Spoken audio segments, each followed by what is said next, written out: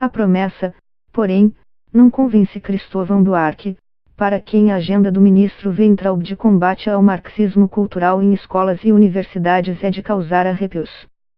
Eu não vejo o governo com condições de fazer nada pela educação. Eu nunca pensei que um dia pudesse ter um governo que provocasse um retrocesso numa coisa tão atrasada como a educação brasileira. Mas o governo que está aí vai provocar um retrocesso, na educação de base e na universidade também, crítica. Ao comentar os governos do PT, seu antigo partido, ele acusa Lula e Dilma Rousseff de concentrar os esforços no ensino superior e abandonar a educação de base. E por que fez isso? Por razões eleitoreiras, porque a universidade dá voto, a educação de base não dá voto. O Lula conseguiu vender a ideia do consumo do diploma, afirma. As pessoas entram na universidade para ter um diploma, não para ter conhecimento. O Lula conseguiu fazer isso, porque ele usou como uma ascensão social, não como uma alavanca do progresso. Minha maior frustração foi essa, reforça. Diz que está achando a vida ótima, mas conta que sente saudade dos debates no Congresso. Outro dia recebi novos parlamentares na minha casa, disse que me senti um passarinho com saudade da gaiola. Eu saí tão feliz da gaiola que era o Senado, mas, quando vejo essa crise, penso que podia estar falando lá. Cristóvão Buarque, com todo o respeito, essa fala do presidente não merece comentário. Quanto às manifestações em si, eu fico muito feliz em ver a universidade despertando, mas, ao mesmo tempo, fico triste que não estejam despertando para um contingenciamento tão ou mais grave do que o contingenciamento financeiro das universidades, que é o contingenciamento estrutural por causa da má qualidade da educação básica. Eu não vi pela televisão um cartaz contra a existência ainda de analfabetismo de adultos no Brasil, não vi um cartaz pedindo a federalização da educação de base, não vi pedindo o aumento do piso salarial do professor da educação de base, não vi pedindo que se consiga aumentar o número de jovens que terminam o ensino médio com qualidade. Buarque primeiro, porque nenhum governo quis até aqui trazer o assunto da educação de base para o governo federal. Não existe Ministério da Educação de Base no Brasil. O Ministério da Educação, na verdade, é o Ministério do Ensino Superior. A educação de base é deixada para os municípios. Buarque tem teoricamente, mas não consegue. Como coordenar sem executar? Os professores são municipais, os recursos são municipais e estaduais. A única contribuição do governo federal para a educação de base são os livros didáticos, a merenda e o Fundeb, um fundo que repassa recursos a estados e municípios, mas o salário dos professores vem dos municípios, coitados, que não podem pagar mais que os R$ 2.000 do piso salarial, e centenas nem estão conseguindo cumprir o piso. Então, eu fico feliz com as manifestações, e triste que a pauta se limita ao ensino superior. O gargalo está na educação de base e a gente não consegue mobilizar a sociedade para bater nesse ministro por causa da educação de base. E não consegue porque ele vai dizer que essa é uma questão dos prefeitos. Nós precisamos ter um ministério para a educação de base. Buarque tem que ser gradual.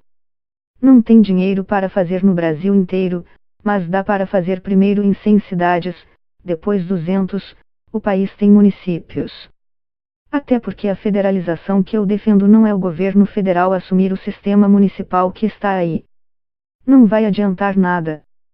A minha proposta é começar a implementação de um novo sistema federal, que vá substituindo o municipal ao longo de 30 anos, pagando R$ 15.000 de salário para novos professores, com turmas de 30 alunos. Se a economia crescer em média 2% ao ano, após 30 anos, o novo sistema custaria 6,5% do PIB. É muito dinheiro, por isso eu falo em 30 anos, porque tem que ser com responsabilidade fiscal. Sem isso, por mais dinheiro que você ponha na educação, se vier inflação, a educação piora, porque os professores vão ter que parar a cada 3 meses para pedir aumento de salário. Então, não vai dar resultado.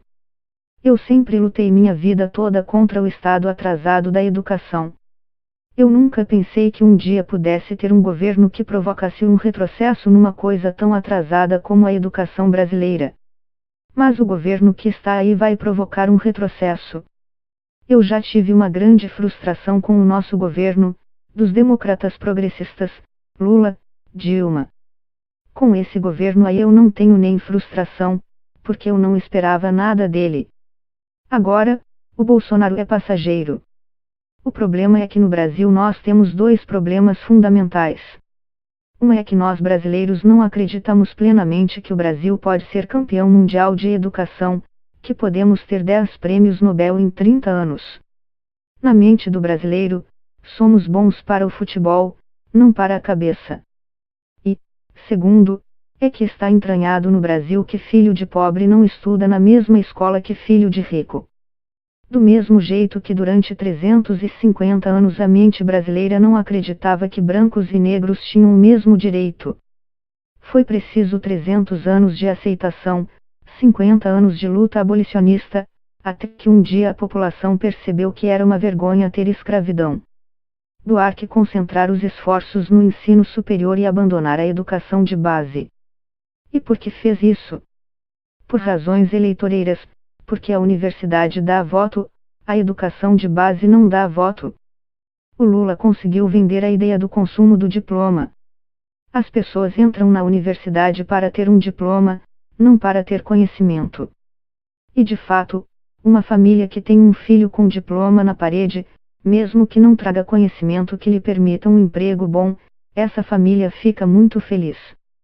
O Lula conseguiu fazer isso, porque ele usou como uma ascensão social, não como uma alavanca do progresso. Minha maior frustração foi essa. Duarte é provável que falte dinheiro, mas está sobrando em outro canto. Tire de outro lugar. Não justifica tirar dinheiro da educação por causa da crise num país que, apesar da recessão, ainda tem um PIB de mais de R$ 6 trilhões. O ministro da Fazenda deu uma ideia interessante: usar o dinheiro recuperado da Petrobras, R$ 2,5 bilhões, para as universidades. Aquele dinheiro que o procurador da Lava Jato Deltan Dallagnol criou um fundo, por que não ir para as universidades? Eu apoio os protestos, mas eu estou frustrado também porque ainda não é luta. As pessoas não estão indo para a rua lutar, elas estão indo reivindicar. A diferença é que ao reivindicar você pede mais dinheiro e ao lutar você pede mais dinheiro dizendo de onde deve tirar. Eu não vi uma faixa dizendo para que o dinheiro que foi recuperado da corrupção fosse para a educação. Eu não vi uma faixa sugerindo acabar com subsídios e isenções para a indústria automobilística. São 300 bilhões de reais. O corte das universidades é na casa de 2 bilhões de reais. O governo abriu mão de 300 bilhões de reais, e não foi esse não, foi o governo da Dilma. Duarte, a cobrança de mensalidade não vai reduzir o rombo das universidades. O número dos que podem pagar um custo de uma universidade é tão pequeno que eles vão deixar de ir para a universidade. Em todo o lugar do mundo que a universidade é paga, ela é financiada por bolsas de estudo. Alguém tem que pagar as bolsas, tem que aumentar imposto de alguém, fazer com que os empresários ofereçam bolsa. Duarte não tem unidade. É uma babaquice desses caras. Ninguém falava em Karl Marx mais. Bolsonaro despertou Marx, que estava dormindo. O marxismo é uma das teorias sociais mais belas que teve no mundo, mas ficou superada pela realidade. A robótica, a inteligência artificial, a globalização, a crise ecológica aposentaram o marxismo. Eles são contra também o marxismo cultural nas escolas. Nossas escolas não ensinam nada. Como é que podem ensinar marxismo cultural, se é que existe isso? Eu confesso que já estudei muito Marx, sei o que é marxismo, mas não sei o que é marxismo cultural. Para mim Marx era um filósofo da economia. Chega a dar arrepio um país que não tem escola ver os seus dirigentes preocupados com o ensino de marxismo cultural. Nossas escolas, na maior parte das cidades do interior, não são escolas, São restaurantes mirins, as crianças vão por causa da merenda. Mas o Bolsonaro não dura mais que 4, 8, 12 anos, é um fenômeno passageiro. A gente tem que pensar é o pós-Bolsonaro. E aí me preocupo. Felizmente, estou vendo resistências, mas não estou vendo nas oposições propostas alternativas. Buarque maravilhosa. Tenho feito palestras, escrito muito. Vou ficar agora 5 dias na praia, mas escrevendo, porque eu não gosto de areia, risos. Estou com 2 livros concluídos, O Brasil que eu quero, um dicionário amoroso com 90 palavras do que eu quero para o Brasil, e onde foi que nós erramos, nós os democratas progressistas, de Itamar, Franco, a Michel Temer. Então, estou achando a vida ótima.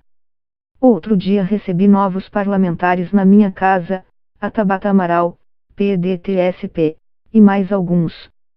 Ouvindo eles falar eu disse, estou me sentindo um passarinho com saudade da gaiola. Eu saí tão feliz da gaiola que era o Senado, mas, quando vejo essa crise, penso que podia estar falando lá. Que bom que você me ligou.